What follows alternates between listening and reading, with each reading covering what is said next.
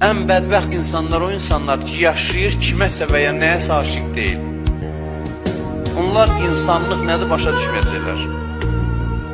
Kiməsə və nəyəsə aşiq olmadan yaşamaqdansa ölüm ondan yaxşıdır. Ayağı uzat, öl ondan yaxşıdır. Bir insan ki, birindən ayrı qalmağına gözyaşı tökmür, birinə qovuşmaq sevinci ilə yaşamır, onlar heç vaxtı ləzzət dadmazlar, yaşayışlarından ləzzət alabilmezlər. Onlar nə aşiqliyin qəmindən xəbərdardır, nə aşiqliyin sevincindən xəbərdardır. Denən ki, yaşamır da, yəni, mövcud deyil.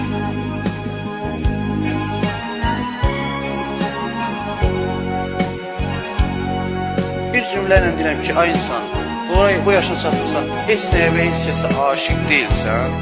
Yox. Sual növbətidir, niyə yaşayırsan bəs sən?